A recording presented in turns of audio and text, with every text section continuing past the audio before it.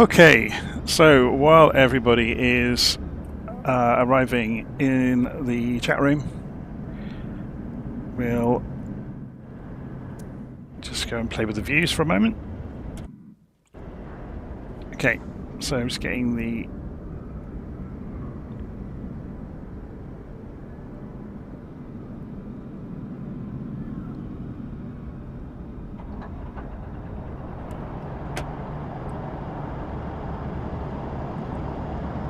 we get this ready to go again. So I was online with this earlier this evening, having a very first look at it, but I had to leave in a hurry because we had a bit of an emergency at home. So now I'm back, and I've had time now this evening to sit down with the quite wonderful Black Square Beechcraft Starship and learn its systems. So I now know how to start the airplane properly, I now know how all the avionics work, I now know how to navigate properly in the airplane, how to program routes. So we're going to do exactly that tonight. So we're going to work through it. So just to show you, I've been busy. I haven't published this yet. So if I go into Google Drive and type in Starship, you will see the work in progress document that's going on right now. You are going to need custom views in the aeroplane if you're going to use the keyboard to jump around the cockpit. You don't have to.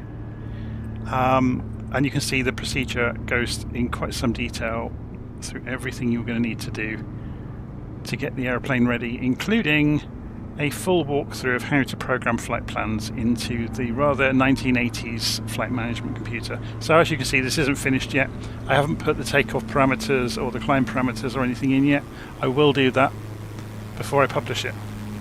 So that will be available from Ko-fi at some point over the next day or two. And I think people are going to need it. Oh, hello, what's going on there? Did I just see a bonanza scraping through the floor? So, let's go and have a look around the airplane first. So, I know I did this earlier, but we're just going to jump around, go and open the door. And then press Shift and X to go back outside again.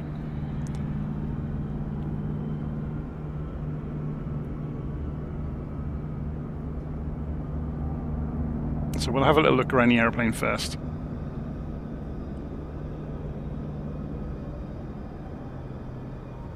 It's super impressive. It's one of the most impressive aeroplanes I think I've seen in 2024 so far. And I know I'm easily pleased, and people will say that I say that every time anything half decent comes out.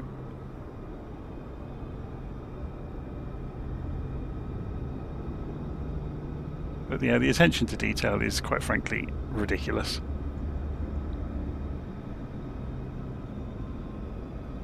What's the resolution like of the stickers? Yeah, pretty ridiculous. Let's go and have a close look around these engine nacelles. And we're going to poke our nose in places we shouldn't be looking just to see what they've done and how ridiculous this is.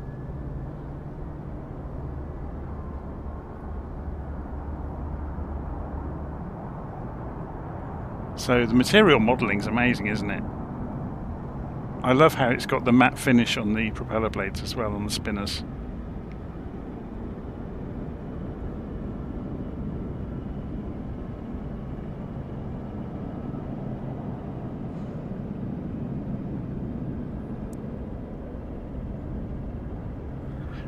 The developers of the aeroplanes now must know that people are going to go and do this and have a dig around and see, you know, where is the limit of the detail in the aircraft.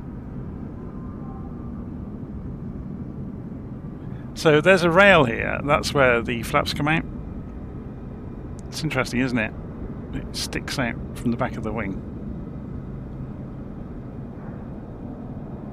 Something I noticed earlier, which wasn't obvious straight away, is the canards they can sweep.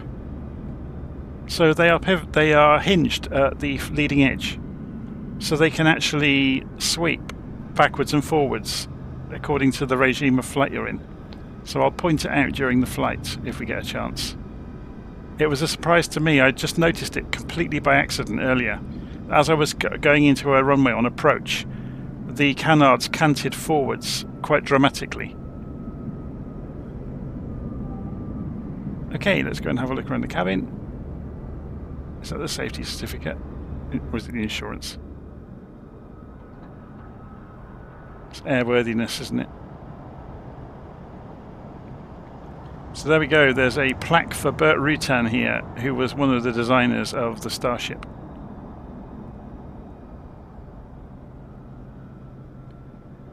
There's an Easter egg in the back of the aeroplane that we discovered earlier. I'd have to go in here with the normal camera though to see it. So the cockpit is amazing, it has to be said, but Black Square have become so good at this. It's not really a surprise when you see aeroplanes that are this quality.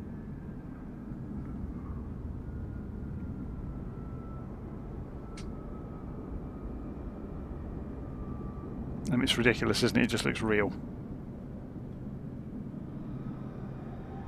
Even down to imperfections in the glass.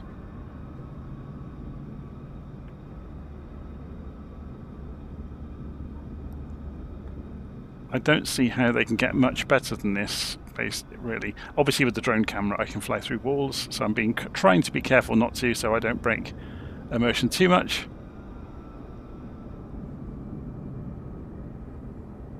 It's impressive stuff though, isn't it? So you've got your airspeed charts up on the wall, well, up on the roof I should say. So someone's saying, how much does this aeroplane cost? Well, I got it from Just Flight, so let's go and have a look. So if we go to justflight.com, and there it is. It's £40 basically. That's what I paid for it this afternoon.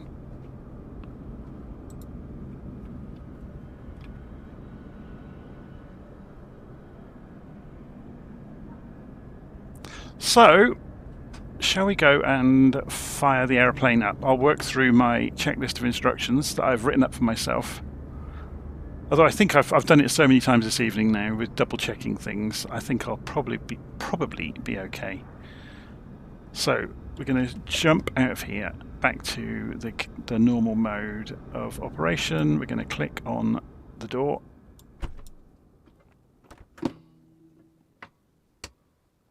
And that shuts and locks the door. So then we're going to press Shift and Space to jump back into the cockpit. I'll pop the yoke off so we can see the switches. And let's go and have a tour around actually to see what's where.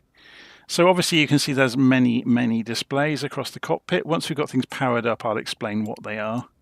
So you've got your audio panel down here and your breakers. You've got oxygen here.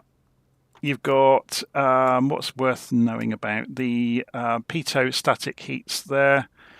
You've got the windshield heating as well over here. So you've got the major modes for the autopilot down here. Pilot and co-pilot have the same panel. It's a bit strange. Why didn't they just put one in the middle? But anyway, I suppose that's redundancy, isn't it? You've got a flight management computer, which works unlike any other I've seen, and it is quite wonderful, the amount of ability it gives you to do things. You've got engine control here at the front of the center pedestal. So you've got propeller control, you've got the ignition. So you've got auto ignition up there, but you don't really need that. You can just use the engine starters down here, and you've got auto feather, and you've got a propeller synchronization that you would use while you're in cruise to sync the props. You've got the major power systems for the avionics. You've also got over here the gyro for the inertial navigation system. Generators under here along with the battery switch. You've got pressurization controls. Typically you can just leave it on auto. You've got the bleed out over here for the engines, and you've got the temperature, sorry, for the fuselage, and then you've got the temperature mode. You can put that on auto usually. You've got radio selectors here. You've got two ways of programming the radio. You can either do it through the FMC or through old-fashioned dials and seeing the numbers come up. It's pretty good, I have to say. So you've got the comm radio panel overhead. You've got annunciators across the top to show you any issues going on with the aeroplane. Obviously the throttle quadrants, so you've got condition levers, prop levers, power levers, because it's a turboprop. You've got the trim selector there.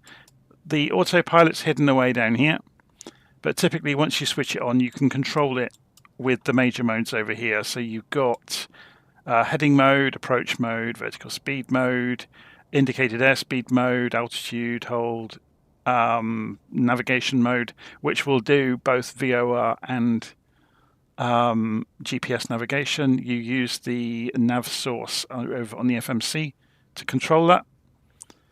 So I'm going to be doing so I'm just looking at live stream comments. I'm going to be showing you how to navigate in this thing. I've figured everything out to do with it now. It wasn't too hard. Once you start to get your head around how it works, it wasn't too difficult at all. Okay, so we've got a little GNS 430 down there as well, which is nice to have as a backup. So let's go and get this thing started, shall we? First things first then, let's just go make sure all of our controls are in good places. So yeah, I need to tune that slightly. They're slightly reversed. Condition levers should be in shut-off. It's a turboprop, otherwise we go and blow the engines to bits and do untold damage to them. So, batteries on. And you get power to, obviously, the comm radios, so you can talk to the tower. Should we go and run say intentions in the background? It might be good fun, mightn't it? So, let's go and open say intentions. I'm guessing we're Starship, aren't we? I've put my usual identity in place on the aeroplane, so I'm Golf Juliet Bravo Echo Kilo today. So if we go into identity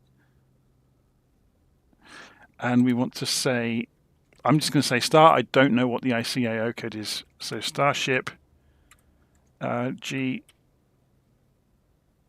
Golf Juliet Bravo Echo Kilo, wasn't it? So if we auto that, and on the intercom, I'm going to go and turn the tour guide off because I think she might be quite annoying for this flight because we want to do most of the talking. So I'll leave that out of the way for the moment because we'll just use VFR. Oh, my word. So I'm getting all the compliments in the live stream comments. Thank you so much. Okay, so we put the batteries on. We need to... Oh, something that's worth pointing out in this airplane, there's a wonderful tablet. So as you will see when we look in electricity, we are burning down the battery as we speak. And I'm just looking for the battery usage, and I can't actually see it in front of me at the moment. But if we go and have a look, you get all sorts of options that you can change about the airplane. You can change your payload. So should we go and put some fuel in the airplane? Might be an idea. So it looks like the plane remembers everything. So if I go and look in the engine, you can see there's a diagram of the engine. This becomes fully animated when the engines are running. Obviously you can repair it as well, but it's nice to see all of the systems and to get an understanding of how a turboprop works. So we put some fuel in the wings now. There's the view of the electrical system. So this is all animated as well. This is all animated as well. This is the cabin or environmental control systems. And then you can do failure modeling, and it's got hundreds of things you can do with failures. Absolutely incredible. Okay, so we've been busy flattening the battery while we've been talking. So let's go and get the airplane up and running. I'm going to make sure that we've got the sound on maximum. So we're going to turn on the gyro. Hear that whine? And turn on the ICAS. So you can see various bits of systems are coming up. Obviously you get a warning there. You get all it's similar to the big jets in a way, the avionics suite. It gives you all of the messages up here of things you haven't done yet. Obviously low fuel pressure warnings and so on and so forth. So I'm just going to scroll backwards through my draft version of my notes so I can walk you through doing this. To be honest, it's not too difficult. So first things first then, let's go and look overhead and go and put the nav lights on. You'll notice they haven't actually switched on yet. They'll come on when we've got the power from the generators to run them because we're going to start the airplane on batteries. So it's fairly straightforward. So you've got the engine display. That's the first thing that comes up because it wants the engines running to give us power to the rest of the airplane. So what we do is we advance the right start switch, and you will see N1 will increase, or it should. Have we broken the start motor? Let me wait. Let me go, and where I've been working through the systems with this.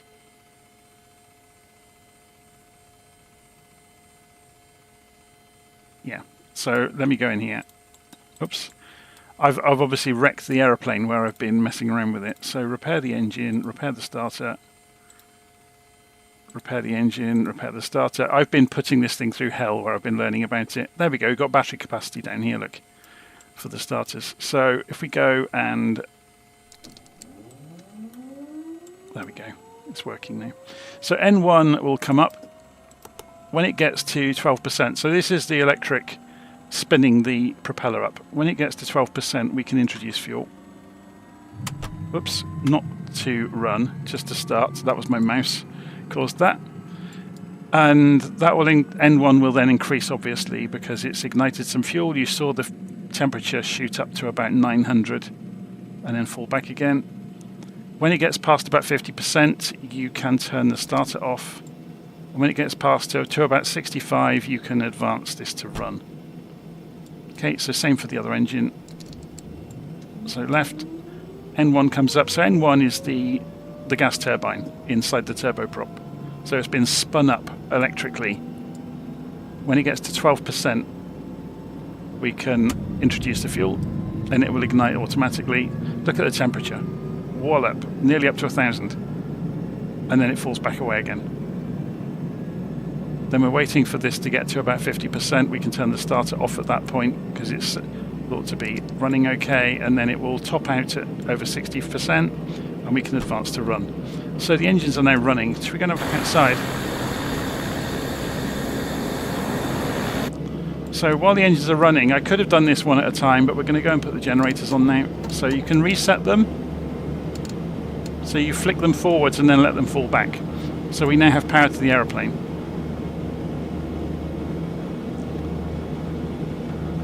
And I'm just going to go and scroll down through my notes.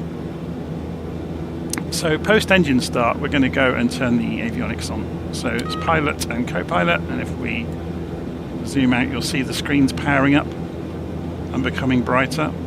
It looks quite intimidating. It's actually not too bad. Let's go and get rid of the warning there.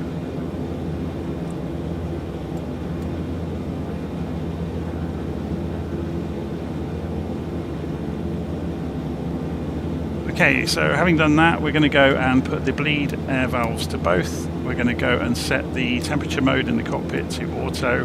We're going to pull the, oops, if we can do it, going to go and set the oxygen system. So you can see everything's happening up here. So it says AFX off. That's the feathering system. So if we flick that forward to test and then back to arm, that will go away. And then the power brakes are down here. So that's the anti-skid system. So they'll disappear as well. So we've got rid of all the messages. So we're just sat here now with the engines ticking over. So we need to go and initialize the flight management system. So we go into initialize system and we say all data okay.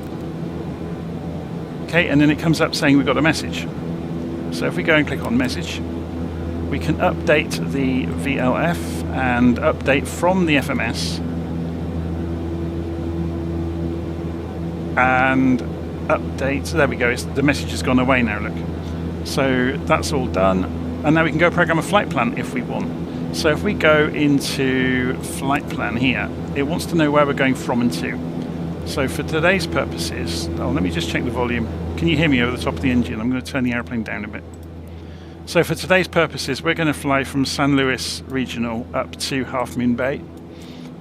So KSBP we are departing from. How do we key that in? We type, to get K, we press 4 and then we press letter twice because it's the second letter. Yeah, so K, letter, K, that's that. S, so 7 and then letter once. Get it? So B will be 1 and then letter twice. And then P is 6 and press it once. So once we've got the code in, we press enter. It confirms that we've got what we thought we knew, and then we just select that. and then we can put the next waypoint in. So we just carry on doing that. So MQO. So M, Q, and O. It will go around in a circle, so if you key it too many times, it's fine. So MQO is the VOR. Now it's saying there's a duplicate, 2 duplicates. So press down for more. So let's go and check that on the map. I imagine it will probably work 35 degrees 15. Yeah, that's the correct one. It's probably going for the closest one automatically. I don't know that, but we'll just say okay. So we've done MQO. What's the next bit of our route? So we're going to go up to the Big Sur VOR. 114, sorry, BSR. So Bravo, Sierra, Romeo. So Bravo, Sierra, and Romeo. And enter. And that's the one. Then further up the coast, we're going to go to... Oh, this had reset its position, hadn't it? The Salinas Vortex Station. So SNS. So S, N, S. And press enter. And OK that. And then finally, the VOR right before Half Moon Bay is, what's it actually called? The Woodside VOR is OSI. So O, S, and I. Enter. OK. And then finally, we put in Half Moon Bay itself. So KHAF. K, H. Now I've done that wrong, look. So if I go clear, K, H, A, F, A, F, enter, and OK. And that's I can then say end flight plan, because I've finished putting waypoints in. So then when I come into here and I press the flight plan button, I get a display of my flight plan, so from here. But I can also now, if I change the nav source to FMS, the HSI is showing the GPS, but also we can play with the modes on these now. So if I press the major modes here, this will control this. So that's the HSI, obviously. We've also got radar. We've also got an arc map. This will make more sense when we're flying along the route. We're pointing the wrong way at the moment to see it. We also got radar controls. So if we're showing radar on here, we can choose whether we have weather radar, weather and turbulence, turbulence only, ground map, and so on and so forth. We'll leave it on standby for the moment. But also on this screen over here, so we could have the HSI here, but over here we could also show our present position on the map. So we get to choose what we show on the map, and then we can display it. It's cool, isn't it? And you can zoom in and out, obviously.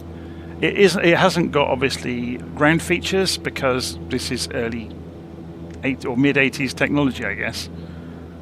It's pretty good, though.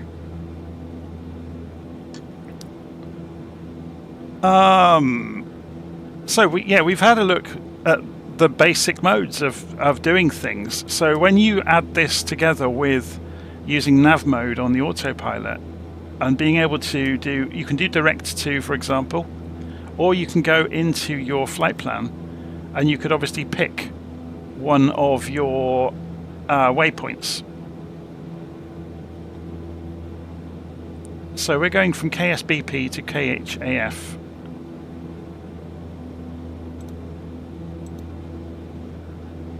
And that's showing the end of the route, isn't it? So if we want to go upwards, can we scroll through?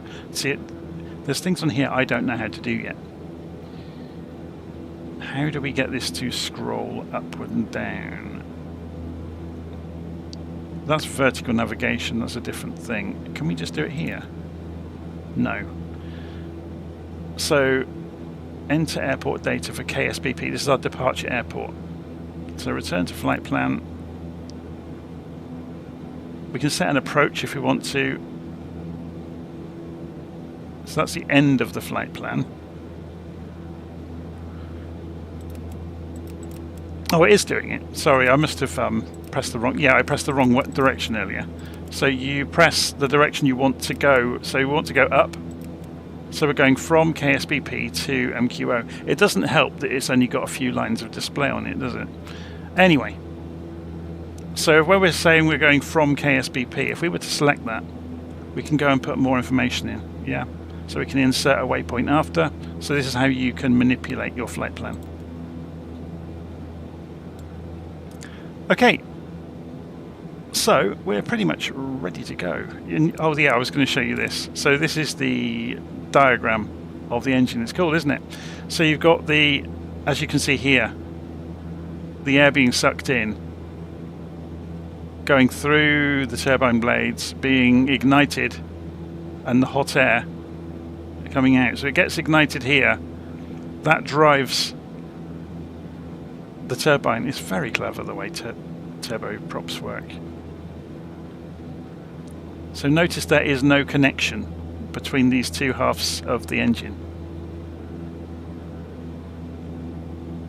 Yeah, so this side is driven by the thrust. Anyway, let's go and have a play with the aeroplane, shall we? So we've got two independent systems here, which is quite cool. So we can initialize this one as well and say all data OK. And we can go in here and go to HSI, for example, or we should be able to. Where are we? FMS data, inspect, trip planning, fuel management. Okay, so it's showing slightly different information. Okay. Let's go and have a look at the airport, see where we are, and then we'll get in the air and we can have a fly along. So we'll do a few circuits around San Luis to begin with, or San Luis I should say. Wind is coming from the northwest, so we'll be taxiing down to runway 29, so we'll need to cross over the runway to get there. So let's go and put say intentions on alert and go on ground.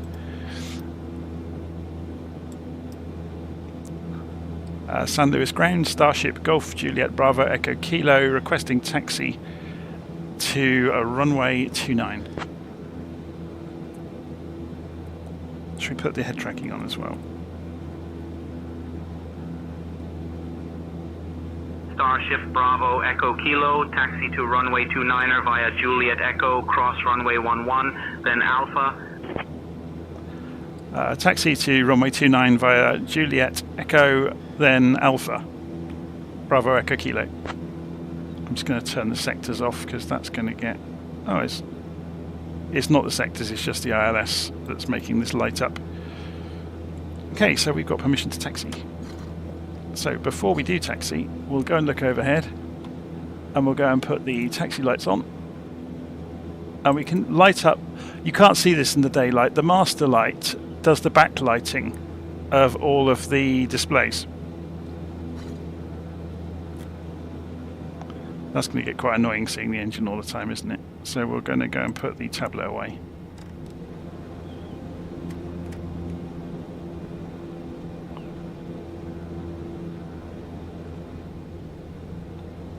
So we're going to ignore his instructions a little bit and go for the nearest route.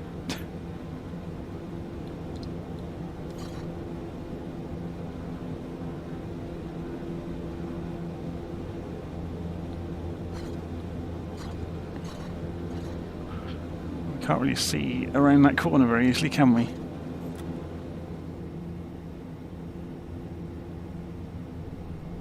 Let's have a look at this from outside so you get to see it.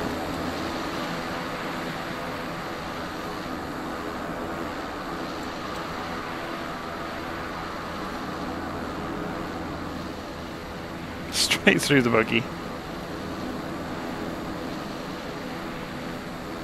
So let's go and extend the flaps ready for takeoff. So you'll see them start to animate out.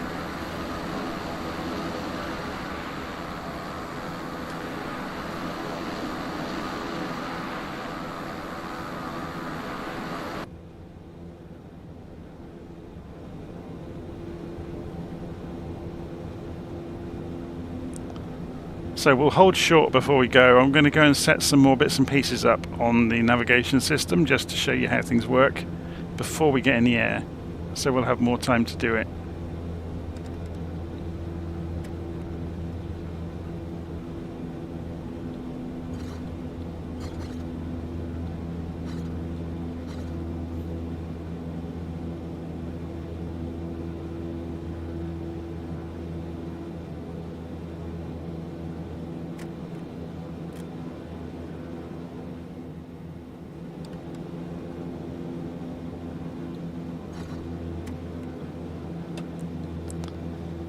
Okay, so what I wanted to show you is this has got managed altitude mode with a pre-selected altitude.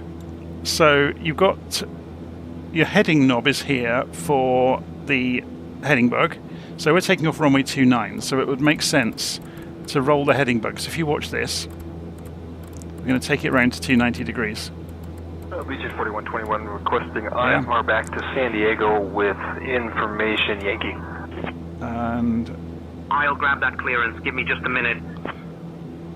we can also set altitudes. So on the altimeter here, you can see there's an alt set. Yeah. And we can set the target. So say we wanted to fly at 5,000 feet, or say 3,000 feet. Let's go and press comma, by the way, to set the altitude. To set the barometric pressure. So your baro is here. Notice you can press that to go to standard, and press it again, or you can start rotating it. So if we press comma, obviously it will shortcut doing that. But we can set the altitude we want to go to. So say we want to fly up to 3,000 feet on our initial flight. So then all we have to do on the autopilot, we can pre-select modes as well. So we could go and pre-select heading mode. And we could go and say we want to do indicated airspeed mode to climb. And when we do that, I'm not sure if it will allow us to do it here. Oh, it will. We can set a target airspeed. So then if we've got enough power to go faster than that, it turns that into climb rate. Okay, does that make sense? So that's by far the easiest way of controlling altitude, or climb rate, I should say. So let's go and switch over to tower. Where are we? Tower 124.0.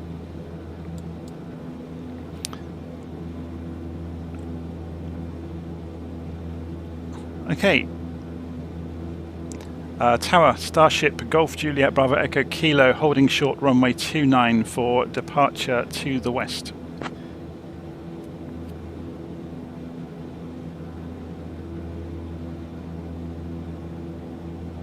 Starship, Golf Juliet, Bravo Echo Kilo, San Luis Tower, runway 29er, winds 285 at 15, cleared for takeoff. Cleared for takeoff, runway 29er, Starship, Golf Juliet, Bravo Echo Kilo. Okay, let's go and roll out onto the runway then, and put our head tracking on before we get there. Look at the wind whistling down that runway, look at the windsock.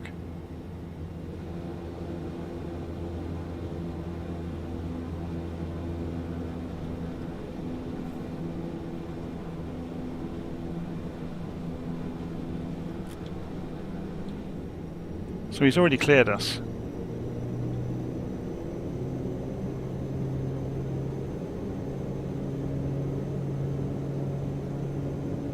Now I'm going to pull the engines back a little bit.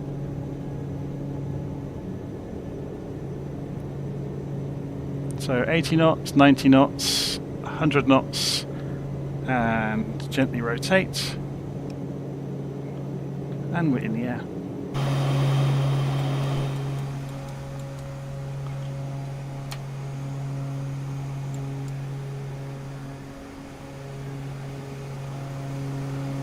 And retract the flaps.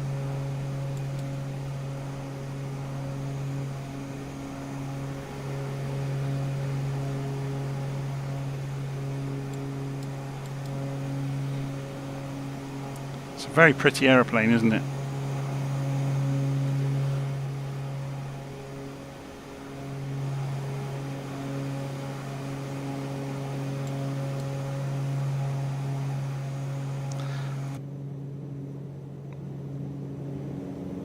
So we'll do a... Should we ask for permission to do a circuit? Piper 7 Victor Mike, welcome to San Luis. Contact ground on 121.6.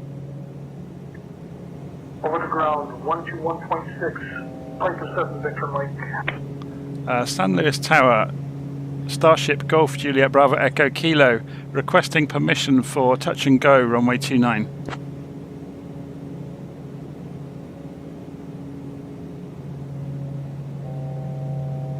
Starship Bravo Echo Kilo, runway 29er, left closed traffic approved. Report midfield each time. We'll report midfield each time, approved for left closed traffic, touch and go, Bravo Echo Kilo. So we're going to get to the right sort of speed.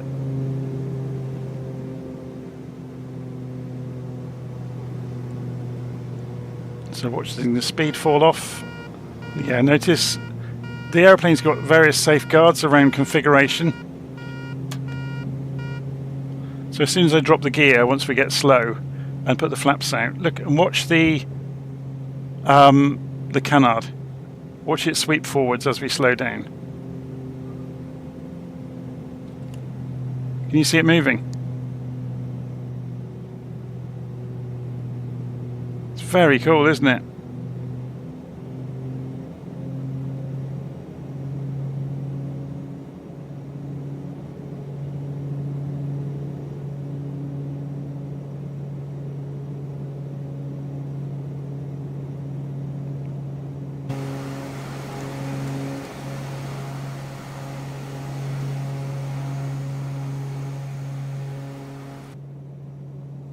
So, because we're coming in for a landing, we need to go and put the landing lights on.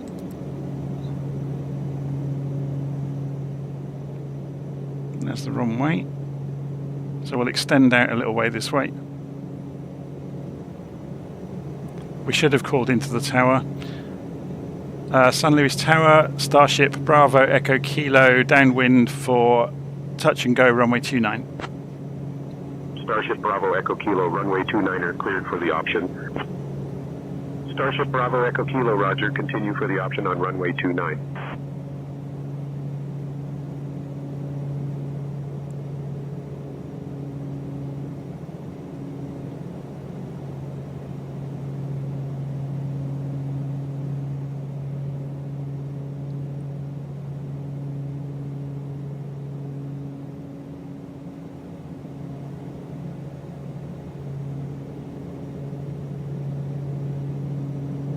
Still getting used to how much power you need. So we got a bit slow there, look. It doesn't like coming in any slower than about 100 knots, so we're going full flaps now. It doesn't behave like a normal aeroplane, remember, it's a canard. So you need to keep airspeed up to give it enough air to play with.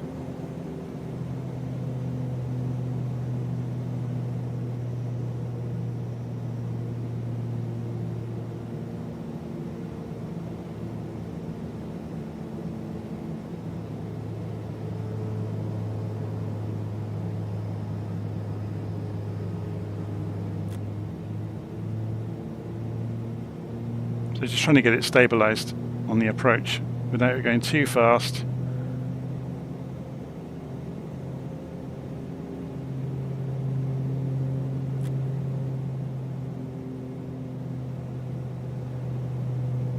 So we're a bit high. So just dropping on towards, there we go. One contact departure. Delta PC-1, very out departure. 50 Bravo, contact departure. We're going to get an aeroplane pull out onto the runway in front of us, aren't we?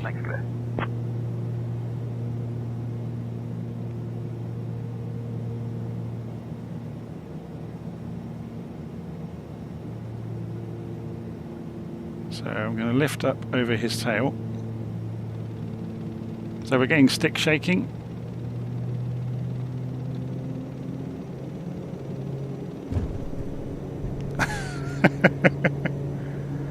So I'll put the yoke back on, so if we do get stick shaking again, you'll see it happen.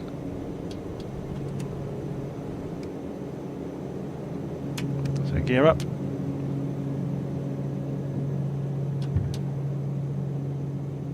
Look at it accelerate, 150 knots already.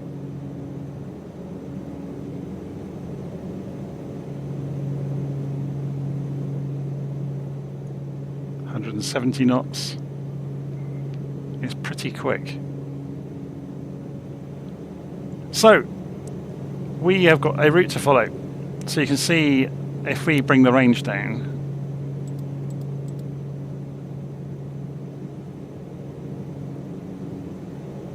we've got an HSI here, we've got a GPS navigation display here.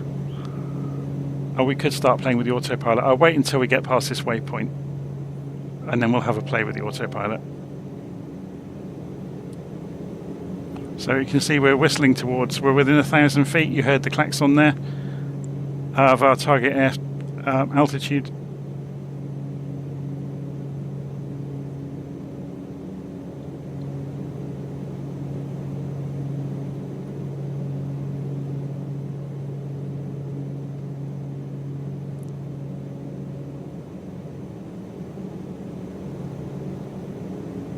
So I was overrunning the engines there. That's probably damaged them.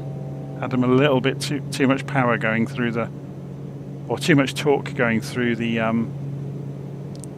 drive shaft. So let's go and have a look at increasing this altitude target to say 5,000 for the purposes of our test today.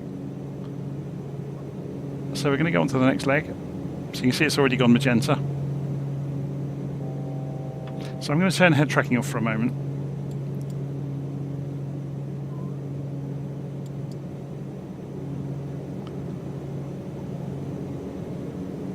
So let's go and set the heading to go the same direction we are. We can just press it to make that happen.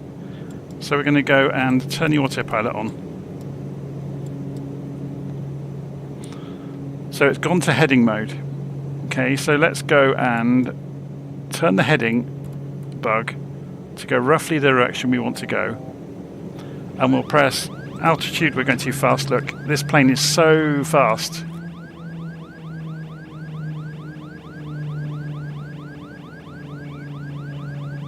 So that's not an airframe limit, that's just the 250 knots below 10,000 feet limit. It's just telling us off for it.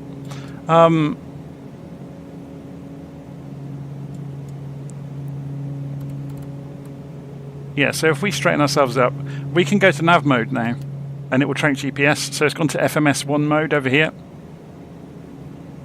So it's going to pull the CDI in all on its own. We can also go for, it's already on altitude hold. So, but notice it's not getting to the speed we wanted. So Starship what we'd need to Bravo do, Echo Kilo, you're leaving my airspace. Frequency change approved. if we go indicated Cessna airspeed 08 mode, Mike, contact departure on 127.725. and give ourselves some power, 725, 4308 Mike.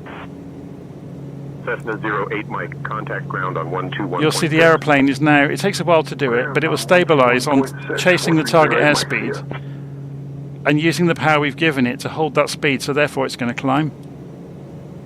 So it's climbing up towards 5,000 feet, look. It's quite clever. And you get vertical speed shown inside the altimeter there. So once we get stabilised on our route, we'll have a play with some VOR navigation.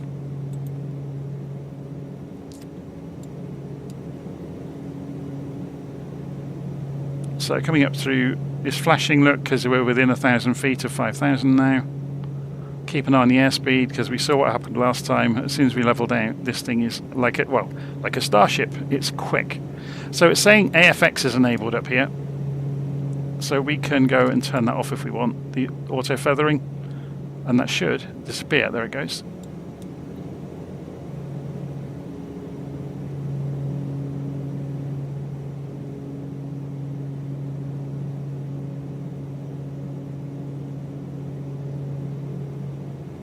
So hash 103 is saying, I have similar specs to you. Do you use FrameGen or NVIDIA DISS or DLSS? Sorry, no.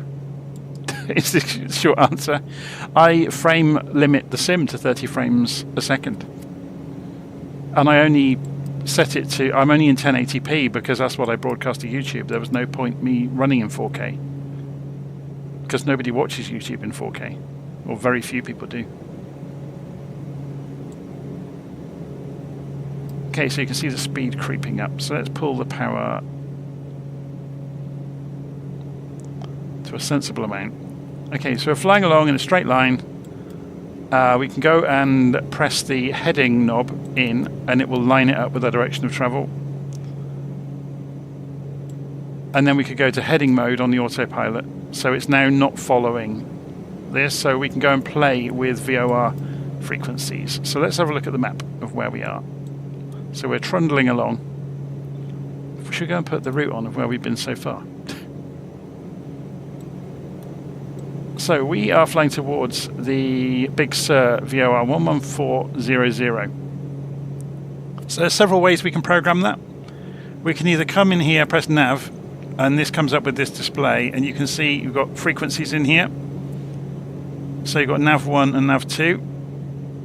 So you can come in and you can program in the top one. So 11400, wasn't it? So we can just key it into the bottom and then select where to program it. So you'll probably see that light up. I'm not sure what the range is on Big Sur. We'll go and check in a moment. Oh, we need to change. Is that the... Yeah, we're overspeeding again. I told you this plane was quick, didn't I? So I pulled it back to 50% power for the moment, just to get it down a bit. Then let's try and stabilize the power. That's looking okay. So what we need to do, this is still in GPS mode.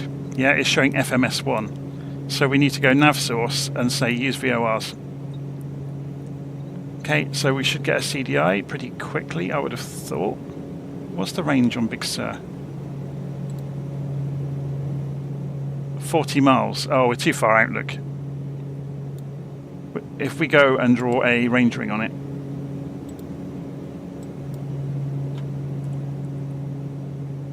Cirrus 7 Victor Mike, welcome to San Luis. Contact ground on 121.6. Add range rings for 40 miles. Cirrus 027 Victor Mike. So yeah, we'll pick the signal up in a moment, but we can play with the course while we're on our way. So we've got course 1 over here. So we know we're going straight towards it. So the CDI should light up when it does pick it up, right in the middle.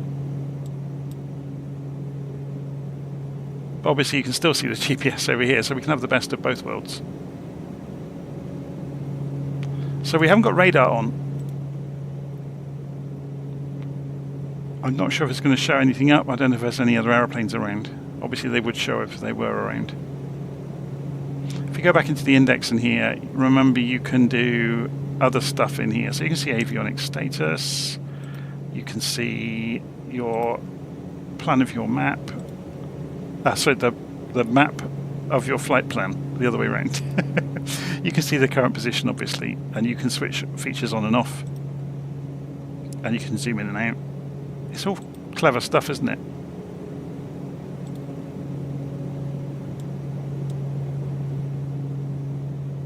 So as I was saying, you can program the nav radios and com radios as well, for that matter, in here, or you can do it over here. So yeah, you can go and select which one you want to change. So say it was VOR1, we can select it, and then we can just tune it. Yeah. So we want it on 11400 anyway, don't we?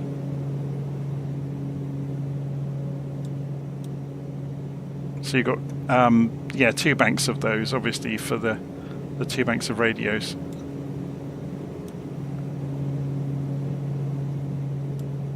It's a cool aeroplane, isn't it? There's lots and lots to play with, and everything seems to work. We haven't put the pitot heat on, but it's a lovely hot day, so we've probably got no reason to have it on, to be honest.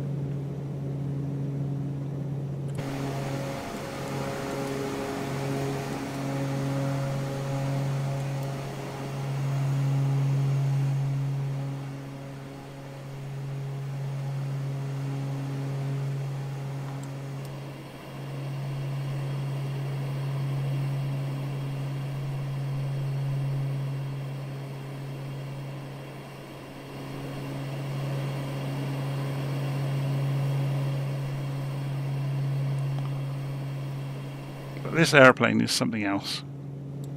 And yeah, just being able to come in here and watch the animations is just incredible as well. So we've got the power system. You see all the switches flick as you play around with things. But we can also see the environmental control system, which is running on automatic. So you can. This is just awesome, isn't it? So obviously that's the engine base.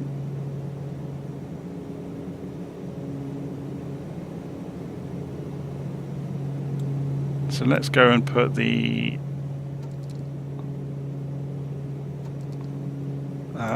blower on.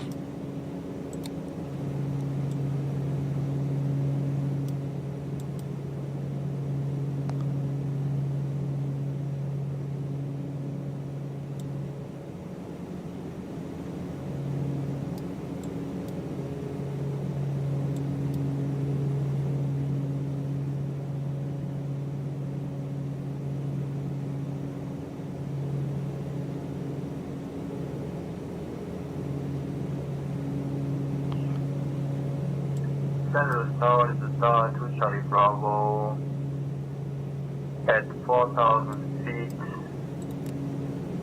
We are 15 miles away. So we're coming in towards your airport.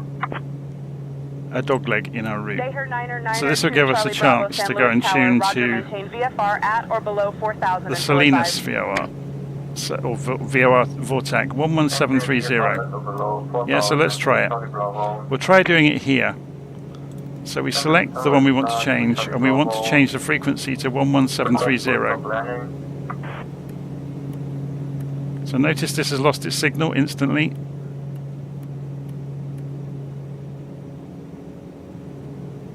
And it's picked up the signal there. It took a few seconds. And we want to take the course into it, or the radial into it, of 348 degrees. Yeah, so we can go to our course knob and change this to 348.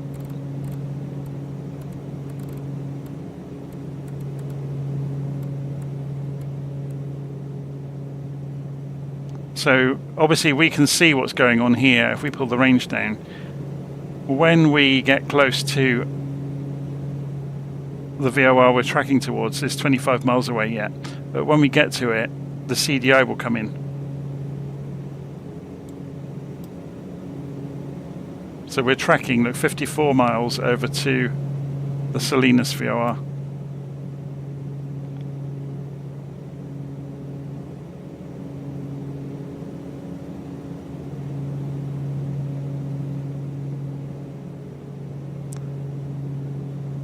What true airspeed am I doing? That's a really good question, actually. So it's up here, look, 250.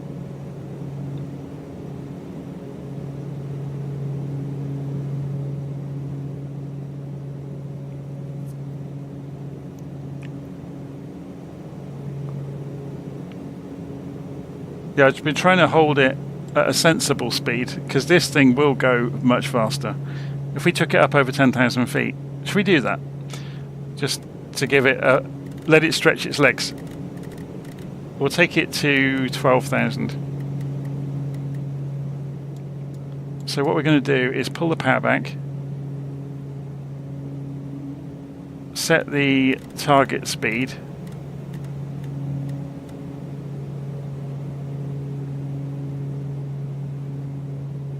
and then we're going to go for indicated airspeed mode, and then open the power up. So you need to keep an eye on the propeller speeds and the torque. Torque doesn't become such an issue at altitude because the air's thinner, obviously.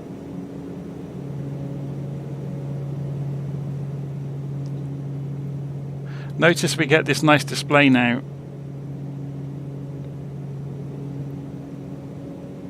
It's good, isn't it? It's showing you the actual direction of the beacon.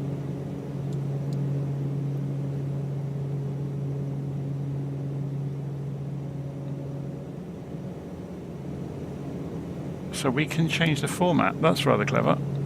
Okay, so that's like an ILS. Very cool.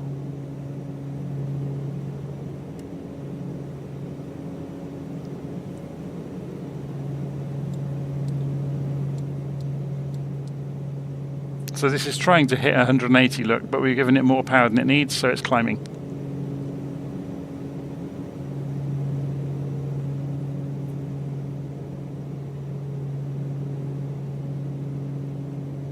Skyhawk Oscar Yankee Juliet, you're leaving my airspace. Frequency change approved. So let's push it out to the limit on the torque and see how steeply we can climb. So nearly 4,000 feet a minute, look. But we're going red on the propeller RPM, so we could pull the RPM back. But that's going to increase the torque, remember.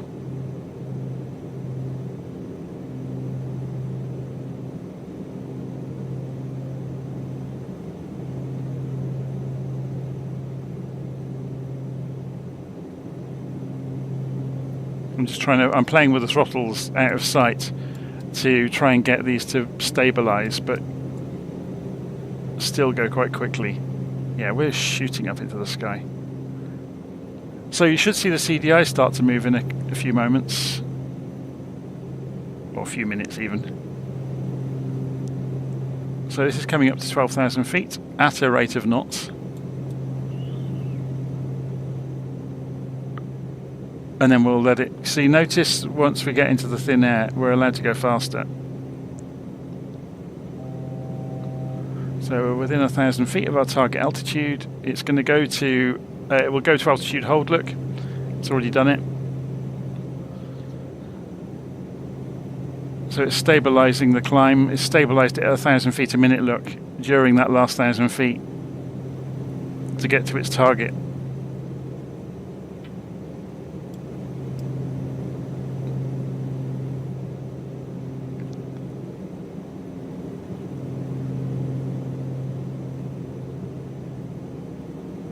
So is mixture a thing too? Not in a turboprop, because you're essentially just driving a jet engine, and they work differently. So all a jet engine does, I can show you on the diagram.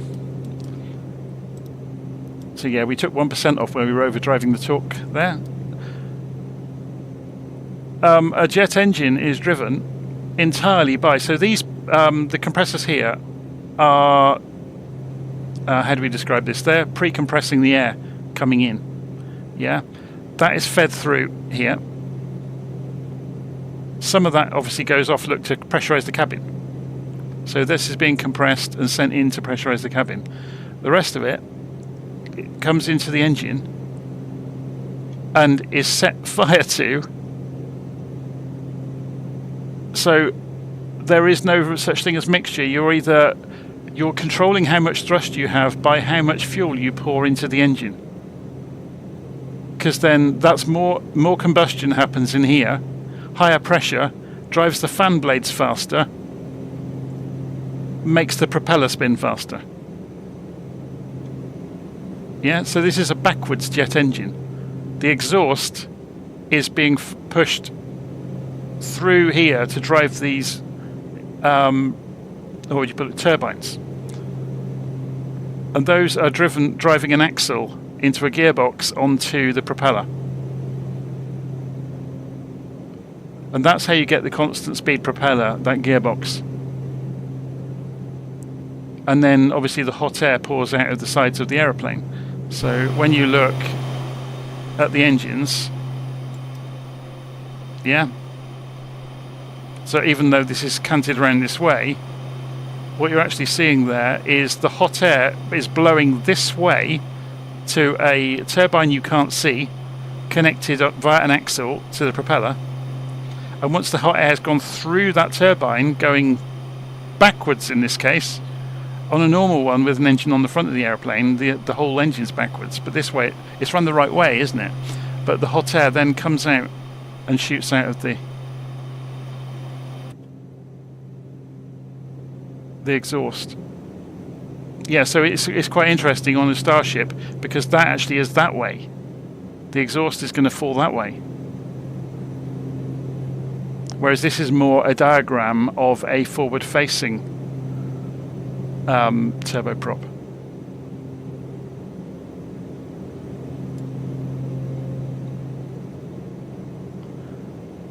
I think the real genius design are turbofan engines on the big jets.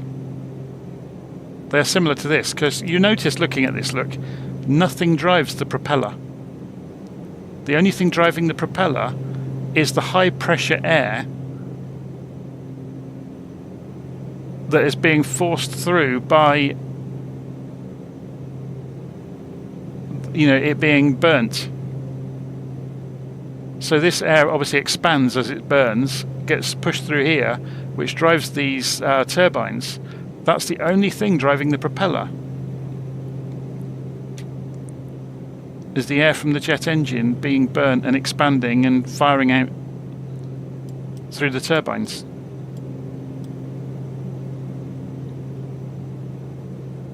So what I'm getting at is the propeller is almost free turning. It certainly is in a turbofan. In a turboprop there's a gearbox there which makes it more complicated. In a turbofan on like a 737 or 747 or whatever, or an Airbus, the turbofan, the big fan on the front of the engine, is free floating. There's nothing driving it. It's completely driven by the exhaust gas of the gas turbine. So we've gone, while we were talking, look, we've gone shooting through our route. So if we go and use heading mode, we can put ourselves on an intercept course, just for a bit of fun. So we'll just turn our heading round.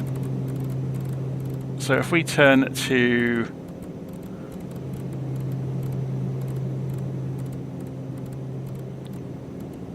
.60 or maybe 90 degrees even.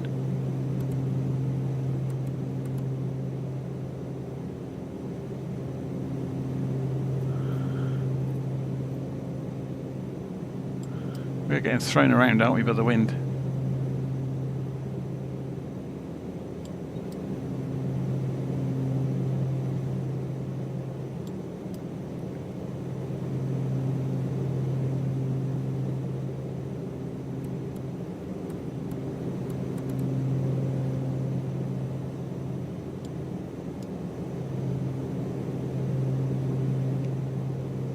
Remember, we can change this display to show the arc map as well.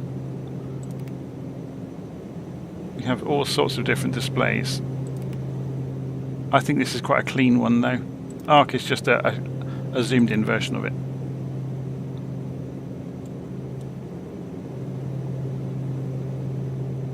So we're coming back in towards what would have been the leg. So if we reduce the range on this,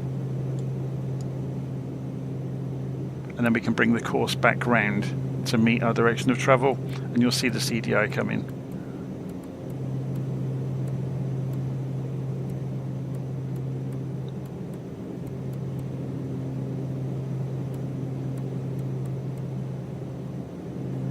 San Jose Tower, Meridian 24 Juliet is on the ILS runway 30 left approach.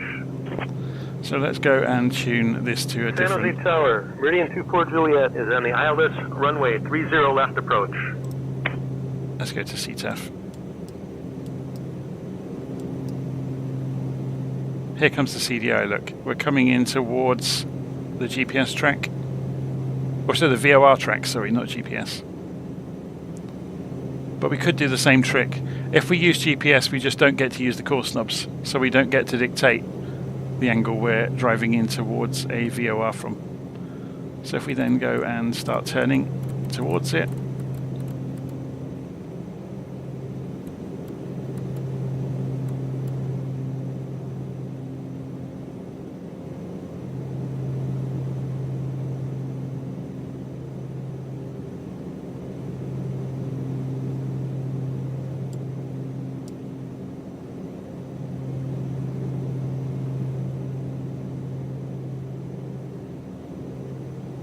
it's good fun, isn't it? So you can see we're just coming back in. Oh, we've just flown over the Carmel Valley. Interesting. There's Monterey. So Carmel, I thought there's Carmel by the sea. There it is. Isn't that where Clint Eastwood used to live? He may still live there for all I know. He had a little cafe. I've been in there. Had a little restaurant.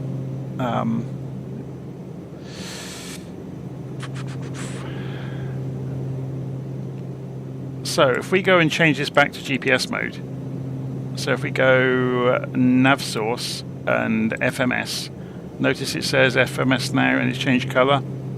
So it's now tracking the CDI is the course. So if we went to nav mode on the tracking system, got 5 miles to run until we get to the next waypoint. It's got auto leg switched on, which you can turn on and off in here. But then it will switch to the next leg when we get within about a mile or so, I think. So it shows the crosswind as well, looks rather clever. That'll no doubt be because we've got this sensor suite all around the nose of the aeroplane, so it can measure all these things. It's been thrown around, isn't it?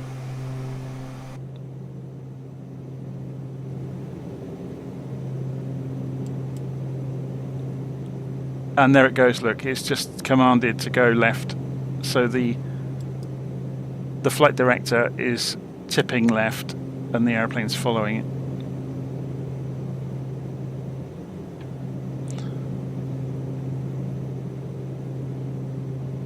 So we've got a bit of a run up the coast now, 50 miles up to the Woodside VOR.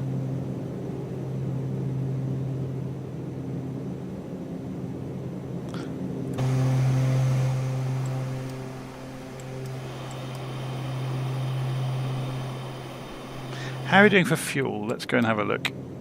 So how do we check fuel in this aeroplane? That's the cabin systems. We've got fuel management showing over here on the secondary screen. So to get to that, you can go to index and then you can go to fuel management. So fuel use since. Notice I haven't programmed in remaining. So you'd have to put that in with what you know is in the aeroplane. So does it not have just a standard meter to show how much it thinks it has left? That's interesting. Is this it here? Just out of view. There we go. So we've got 495 pounds in each side of the aeroplane basically. And we can turn this knob to pump one way or the other,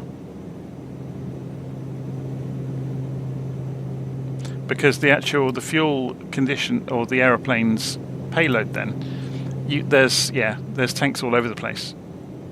Obviously the two main ones have got an enormous amount in them, so you can put 194 gallons in each, 88 in the next. And then in the body, you've just got payload for baggage and things.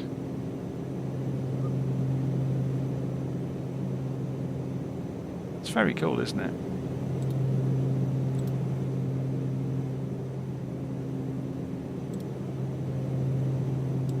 Okay, let's put the tablet away.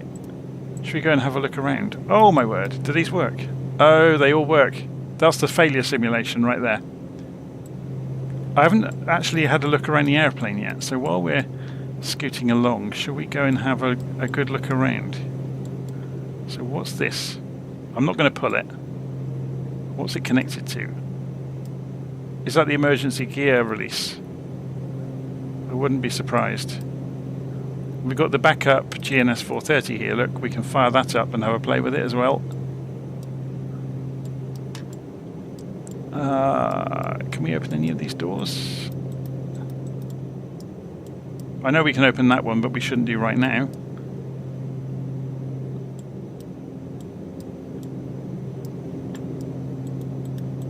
So have they bothered doing anything here? So we've got the lighting, so no smoking and seatbelt sign light. So can we not unfold the tables or anything? I know some of the aircraft developers go and animate that, don't they? Maybe they haven't bothered. I do know there's an Easter egg in the back of the aeroplane. If you open these doors, best aircraft the company ever built, Burt Rutan. And obviously there's a stowage for the chocks.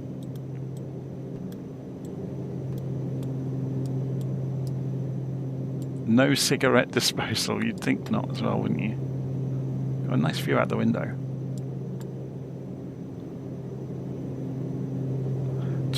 Toilets not to be occupied for takeoff and landing. So we are in the bathroom. Is there any Easter eggs in here for us to mess around with?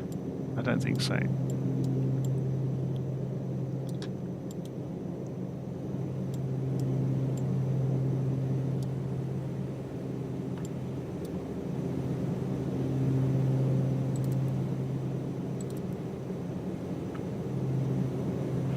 We should have the anti-collision lights on by all rights, but it'd be worth seeing what it looks like at night, wouldn't it? Should we go and change the time in the simulator? I'll have a little look at it. So if we go custom, we're winding the day backwards.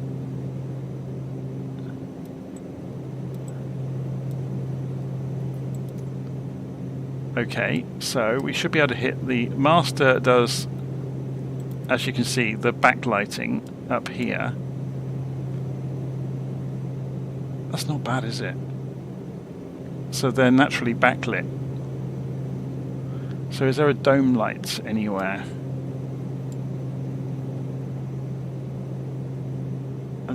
Can't say I've noticed it yet. There's an interior lights panel somewhere around here, isn't there? Is it not up here?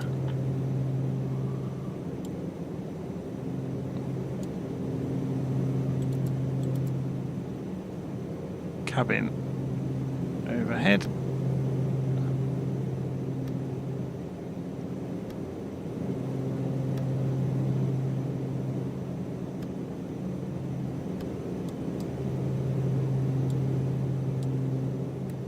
Oh, here we go. Storm floodlights. Okay, that's what I was thinking of as dome light. So if I turn that off, cockpit area, instruments. There we go.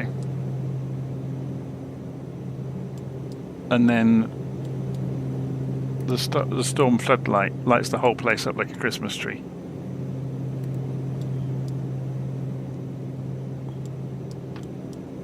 And presumably, if we go and look down, yeah, we've got lighting in the cabin, look. That's pretty cool. Okay, what can we see up there? Oh, it's just a reflective panel that's reflecting the seats.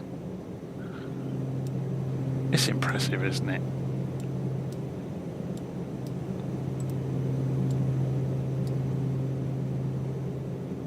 So let's go and wind the time back to normal. My word, that's bright.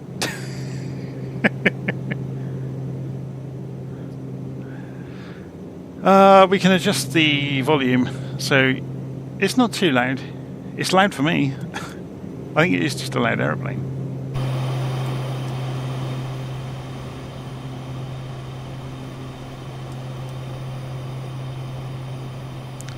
So should we go and start our descent? Because we're getting fairly close to the coast. So we want to go... Oh, we're doing 300 true airspeed. Interesting.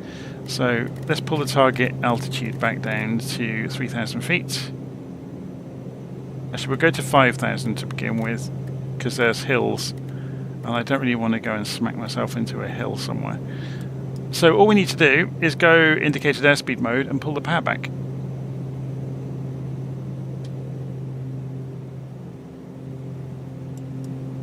And it will take care of itself, look.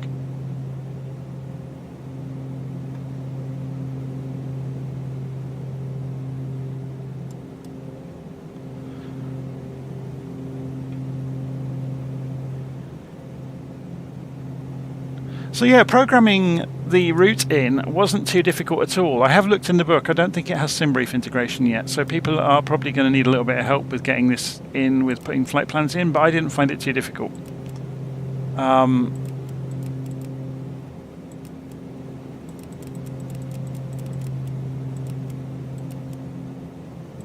So we're going from SNS to OSI, and then now we've got Half Moon Bay.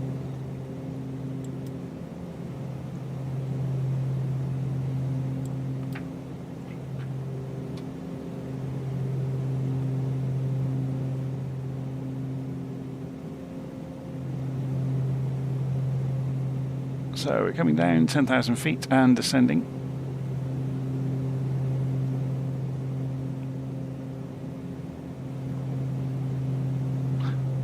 So I don't mind actually, if people want to, we could go for a look around the San Francisco Bay, but it does look like it's fogged in, which is pretty typical for San Francisco, to be honest. Although we are still a long way out, so, well, I say that. The bay's over here, look, there's KSFO, that's just the other side of the hills. It's completely blanketed in cloud, look. But if we get down below the cloud in a few minutes, we can see what's going on. Should we have a play with the radar? See if we can see the ground.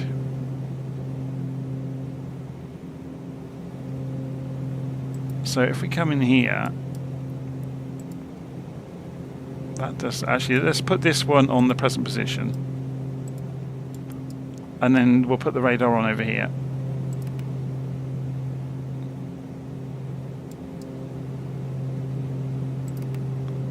So we want ground map.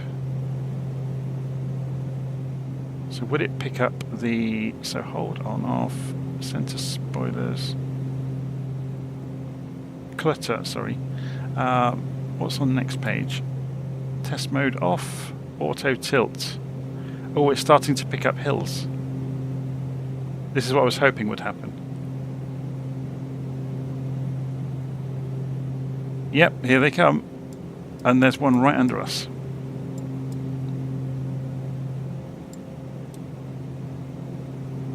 So we're coming down towards 5,000. Hopefully we're not going to hit a hill. But the radar will hopefully help us know if we're going to or not.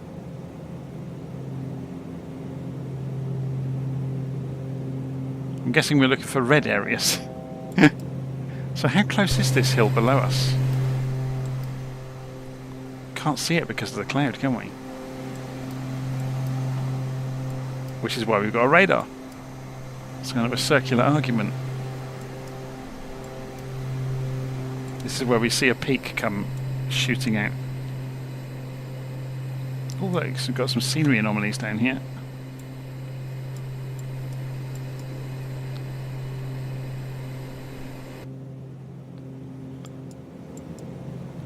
That's cool though, isn't it? Being able to see the ground underneath us on the radar.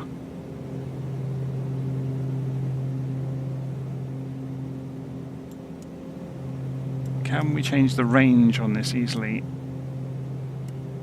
So that's going to be 6 miles now. 12 miles out to the outside of the arc.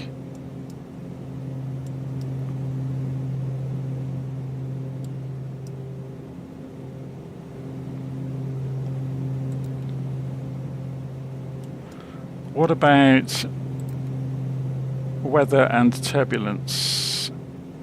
Is that going to show us anything worth seeing? That doesn't give you any option on range.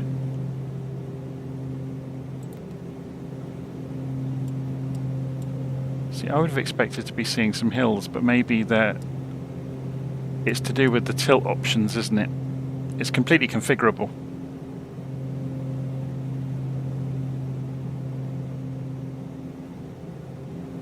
So we're at 5,000 feet. As you can see, the speed has dropped off.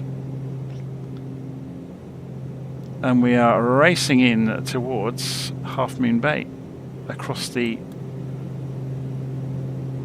side of the San Francisco Bay. So should we go, we could fly up to San Francisco first, couldn't we, and then come back into Half Moon Bay. So flying away from here, we want to be on a direction of about 350 degrees to hit the city. So what we'll do is go heading bug mode. So we're going to go and move the heading bug. So before we do it, we'll go to HSI, because that gives us the heading bug. So that gives us 350 degrees, and just hit heading mode, and the aeroplane will turn right. And we'll cross over the hills. Now, what are these hills called? Montara Mountain. That's not the name of the range though, is it? I should know this. These hills will have a name, won't they?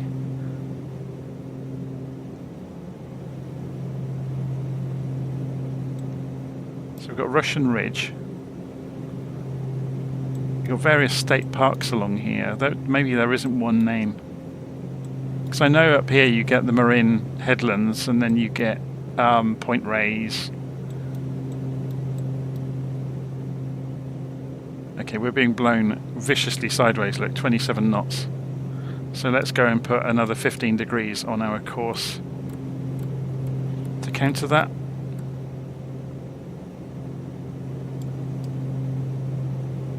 And would you want to descend into this? Let's go and try it and see what happens to the radar display. So we've done 3,000 feet. We say indicated airspeed mode and then pull the power back. And look at that.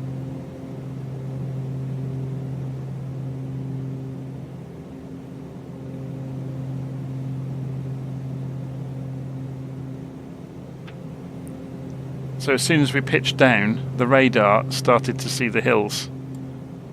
Obviously you can control the pitch of the radar.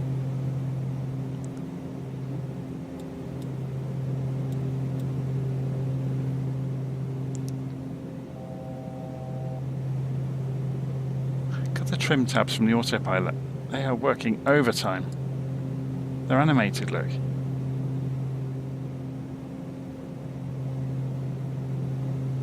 Very cool.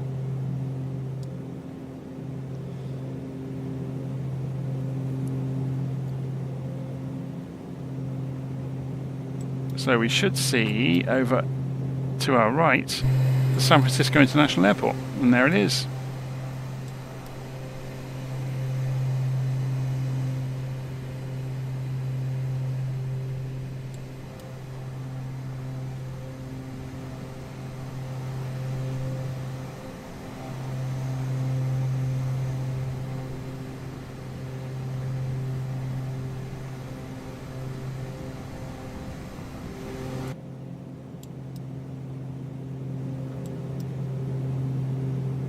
So how low will we have to go to see the city today? I don't think we're going to see it, are we? It's a bit of a fool's errand by the look of it. Should we continue on across the bay and go and land at San Rafael?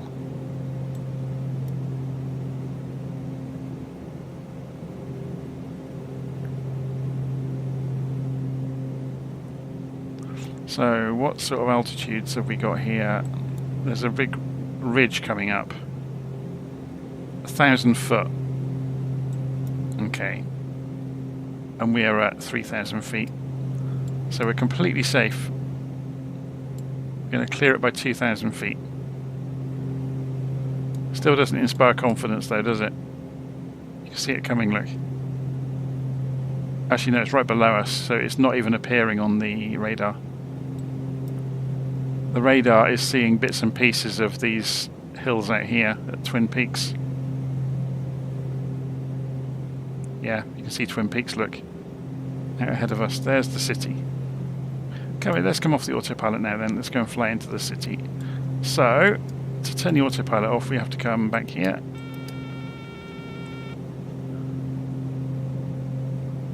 And we'll go and turn the head tracking on.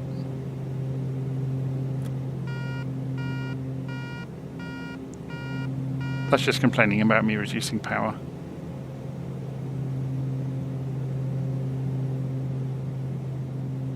So there's Twin Peaks over there with the masts on the hill.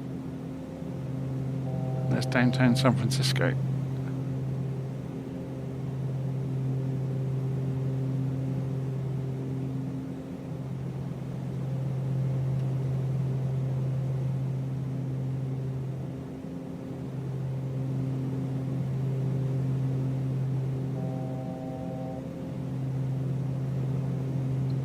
So let me just check. We're flying over towards the city.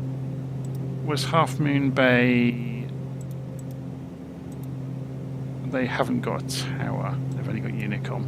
I don't think San Rafael has either. No, it's just got Unicom. So we won't be talking to air traffic control anytime soon. We're just going to be on CTAF all the way in. CTAF is Common Traffic Advisory Frequency. So it's you announcing your intentions to other pilots in the airspace around you and listening to them.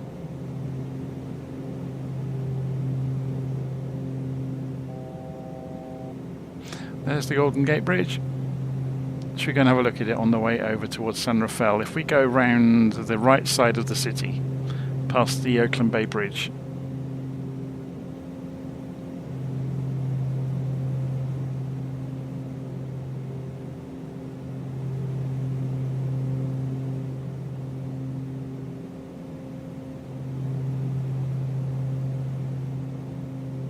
Don't need those lights on anymore, do we?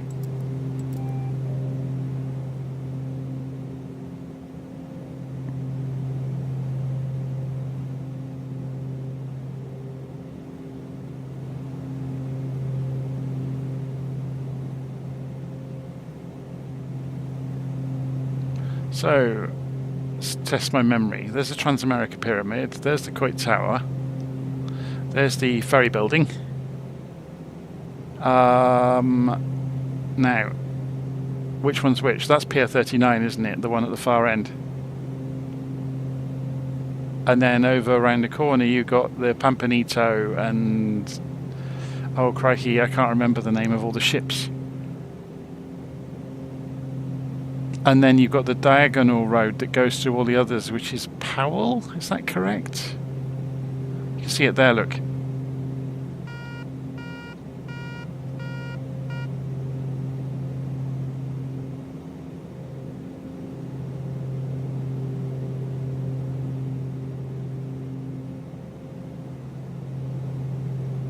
The only reason I know so much about San Francisco is my cousin lives there, so I visited.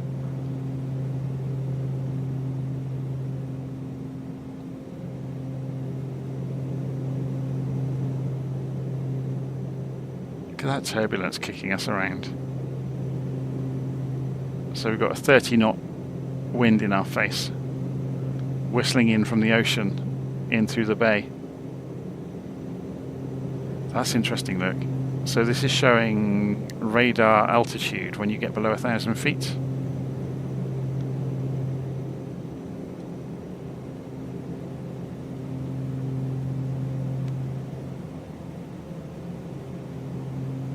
So we're heading towards the Marin Headlands now.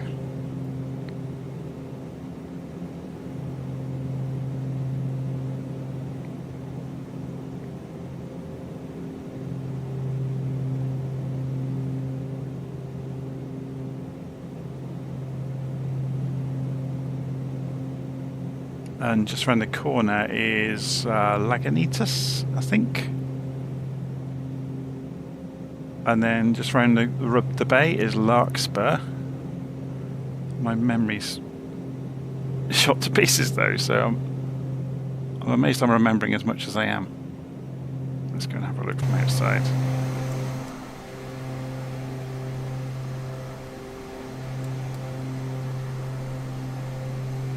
Half expect to see Godzilla stood there, don't you? So all the photographs that you ever see of the Bay Bridge are always taken on these various corners in the road.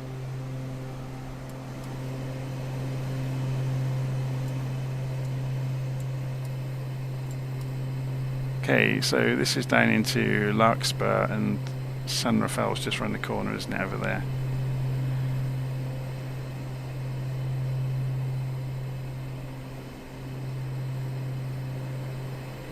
Now, can I remember where the ferry building is? Because we used to get the ferry across on the morning to go visit the city.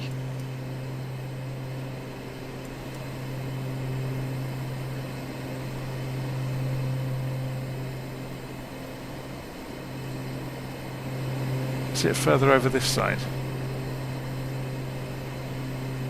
That's, of course, if it's still there.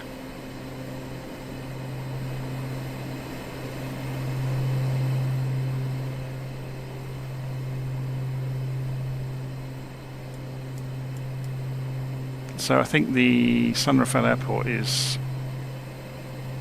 over there. Let's have a look on the map.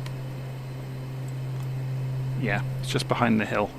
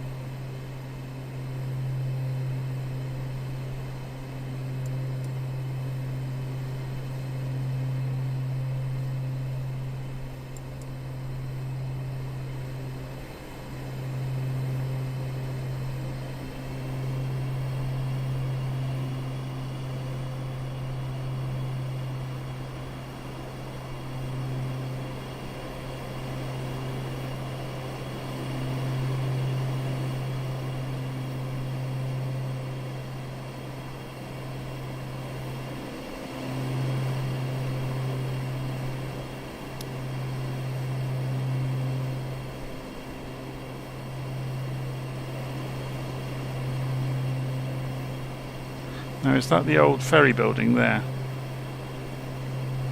Or where it used to be, at least? I think it might be.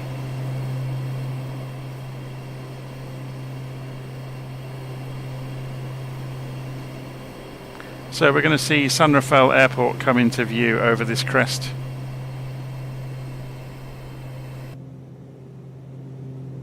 And we're going to start arranging to bring ourselves in and land there.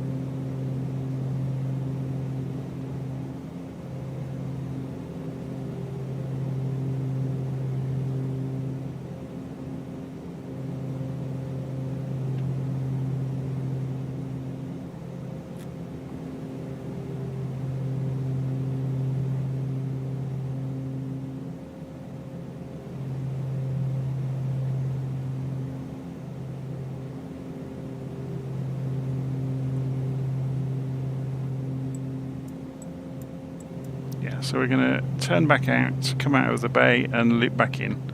Runway 22, which is going to be a huge crosswind, but it may be sheltered, which will benefit us enormously.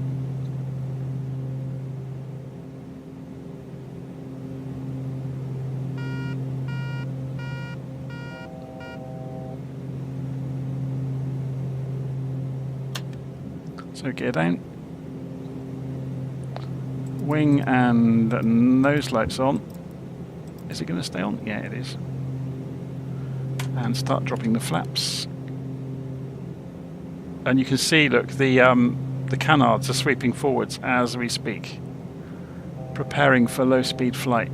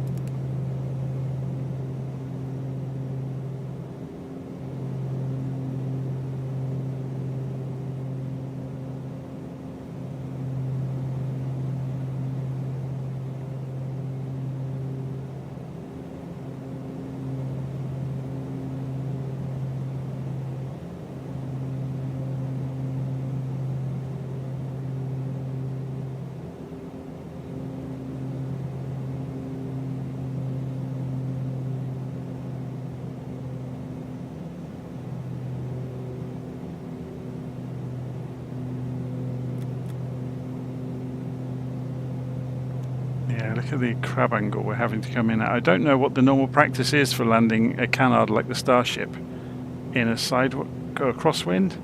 Presumably you would do the crabbing, or not crabbing, you would side slip into the wind to keep the aeroplane straight.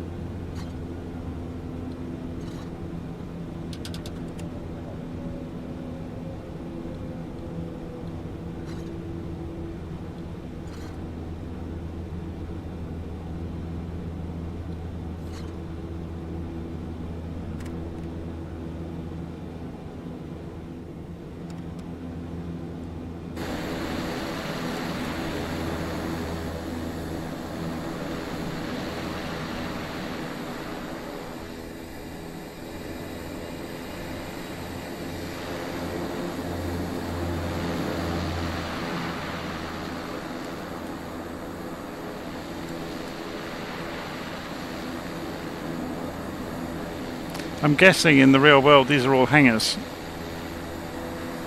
Be interesting to see if anybody's made a decent version of San Rafael Airfield on FlightSim.2 or even from one of the commercial providers.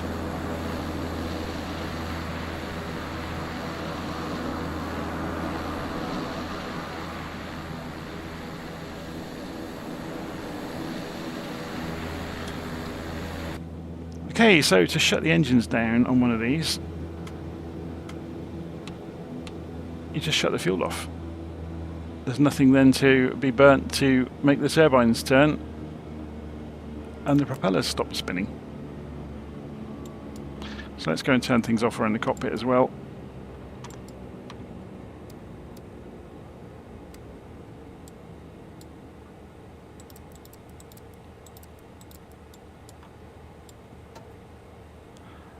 What else did we turn on? The pitot heats, and obviously we're losing power from the generators now, so there's no point having any of the avionics on.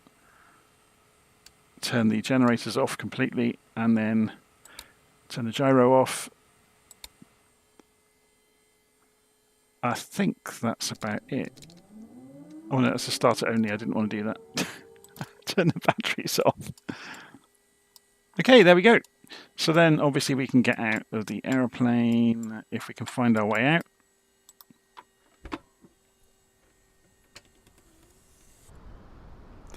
We could use walkaround mode, I presume. So if I press Shift C, there we go.